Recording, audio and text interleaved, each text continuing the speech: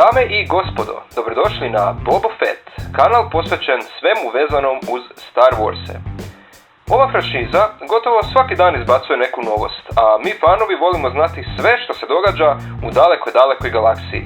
Nama je sve bitno, od priče i glavnih glumaca do likova koji nemaju apsolutno nikakav utjecaj na radnju, nego su nekakvi pozadinski likovi koji popunjavaju prostor poput ovog lika. Ne znam, sjećate li se, ali kada su novosti u epizodi 7 2015. godine polako objavljivane javnosti, na pozornici je predstavljen ovaj lik kako bi se pokazala primjena praktičnih efekata u nastavku Star Wars sage. Taj lik, o kojemu se u tom trenutku toliko govorilo u filmu, se javlja na 2 ili 3 sekunde, znači potpuno je nebitan.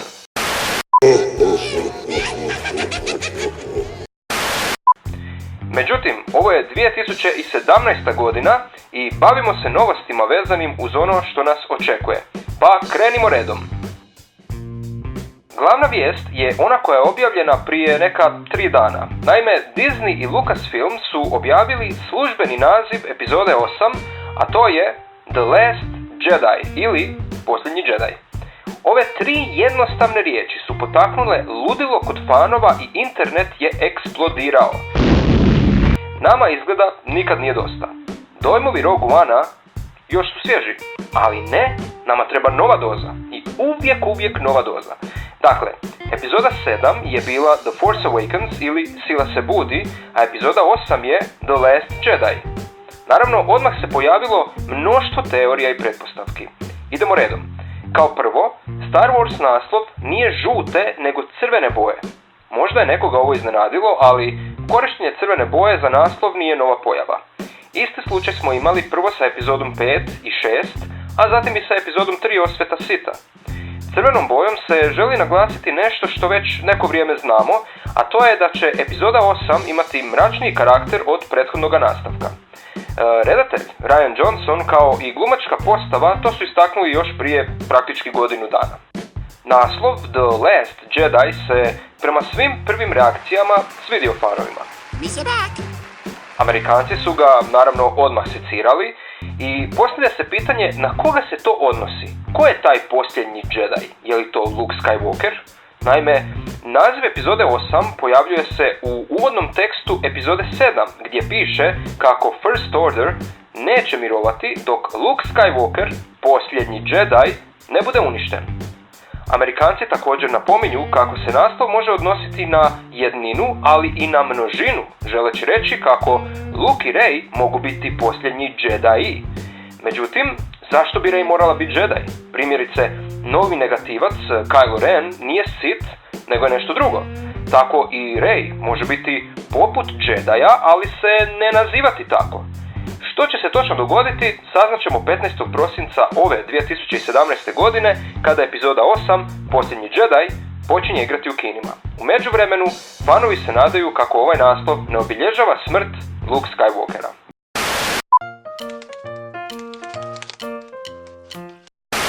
Bliži nam se sezona Oscara, a film Rogue One, priča iz Ratova zvijezda, nadmašio je La La Land sa čak 18 nominacija!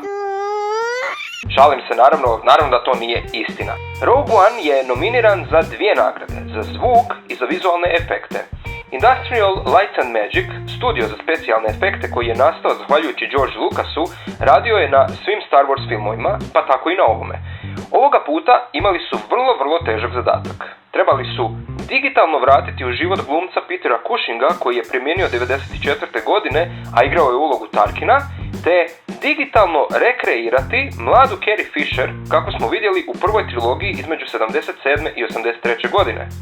Fisher je neposredno prije smrti pogledala Rogue One i izrazila oduševljenje svojom rekreacijom, a obitelj Petera Cushinga je dala pristanak za njegovo digitalno vraćanje u ikoničku ulogu Tarkina. Među filmovima koji u kategoriji vizualnih efekata konkuriraju Rogue One su Knjiga o džungli i Dolazak. Kako će se stvari odviti, saznaćemo 26.2. kada je večer Oscara. Kada već govorimo o vizualnim efektima, trebamo spomenuti kako se Lucasfilm oglasio u vezi glasina kojima se nagađalo da će za epizodu 9 raditi digitalnu rekreaciju generalice Leje.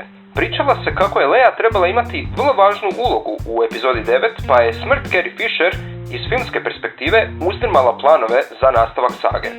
Lucasfilm se inače ne oglašava kada je riječ o glasinama, ali u ovom slučaju su izgleda imali potrebu javnosti dati do znanja kako digitalnog oživljavanja Carrie Fisher kao Leie u epizodi 9 neće biti.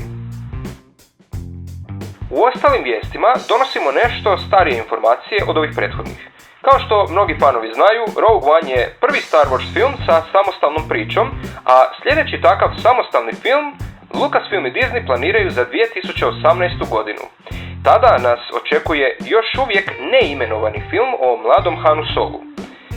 Rani izvori su govorili o izlasku filma u 5. mjesecu 2018. ali se prije par tjedana pojavila informacija kako će film ipak biti prebačen na 12. mjesec. Očito su shvatili kako je prosinac vrlo unosan za franšizu, jer vjerojatno u to vrijeme obitelji imaju puno više vremena za zajednički odlazak u kino. Sljedeća informacija odnosi se na isti film o Han Solu.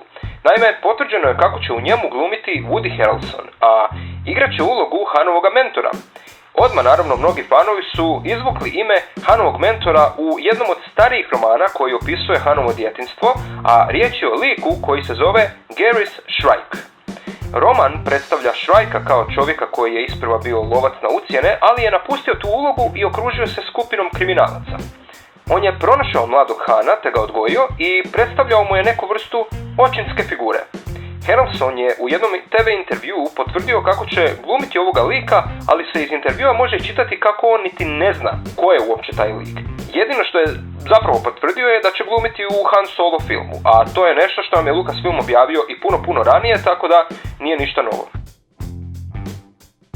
Prije 2 tjedna na YouTubeu se pojavila nova izbačena scena iz epizode 7 Sila se budi. Radnja se odvija u Maskanatinom dvorcu, a prikazuje nam kako je Ankr Plat, znate, puni momak kojemu su Rey i Finn maznuli Millennium Falcon sa Jakua, kako je on pratio Rey. U sceni ju zgrabi za ruku i prijeti joj, a tada u pomoć uskače Chewbacca koji mu iščupa ruku iz tijela. Znači, prilično brutalno. Ova scena bi trebala biti podsjetnik na epizodu 4 kada je Han po prvi puta obznanio kako su Wookiee poznati po tome da čupaju ruku kada im nešto nije po volji. Međutim, ova scena je također kopija scene u kantini iz epizode 4 kada Obi-Wan Kenobi odsječe ruku jednom od onih razbojnika koji napadnu njega i Luka Skywalkera. Iskreno, meni je drago što ova scena nije u filmu, jer bi samo još dodala ulja na vatru onima koji se već i ovako bune kako epizoda 7 previše liči na epizodu 4. Jedan od samostalnih filmova koje Lucasfilm planira za budućnost mogao bi biti film o Boba Fettu. Glasine kažu kako je u jednom trenutku projekt obustavljen zbog toga što nisu imali kvalitetnog redatelja, a nedavno se počelo šuškati kako će se Boba Fett film ipak realizirati. Ovo su samo glasine i naravno ništa od toga nije potvrđeno. Što će biti, to ćemo vidjeti. Osobno, volio bi vidjeti samostalni film o Boba Fettu. Marvel već neko vrijeme izbacuje serijal Star Wars stripova, a Star Wars broj 27 donosi nastavak radnje o pustolovini Jedi učitelja koja se odvija prije ratova klonova. Ovu priču Luke Skywalker pronalazi u dnevnicima Obi-Wan Kenobija, a uskoro se otkriva kako je riječ o učitelju Yodi. Priča je započeta u broju 26, a nastavlja se u ovom broju 27. Kada već pričamo o Star Wars stripovima, oni koji ih prate će vjerojatno htjeti znati kako uskoro izlazi i 3. broj Darth Maul stripa u kojemu će se pojaviti dvoje omiljenih lovaca na ucjene iz serije Ratovi klonova, a to su Cad Bane i Aurra Sing. Radnja se odvija neposredno prije prve filmske epizode Fantomska prijetnja. Također u stripovskom serijalu Poe Dameron koji se nastavlja brojem 13 pojavit će se i Captain Phasma, lik od kojega smo puno više očekivali u epizodi 7. Za kraj, 2 vijesti iz domaćega dvorišta.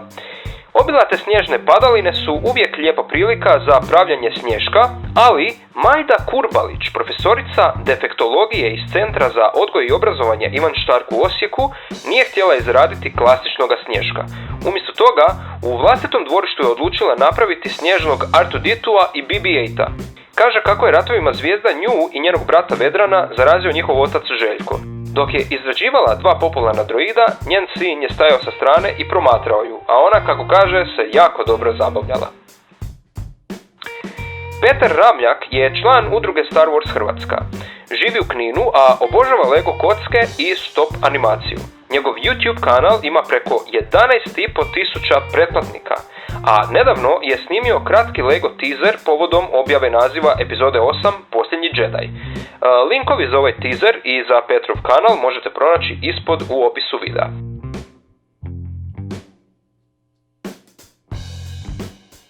Iako je ovo tek druga epizoda Bobe Fetta, primili smo i prve reakcije publike.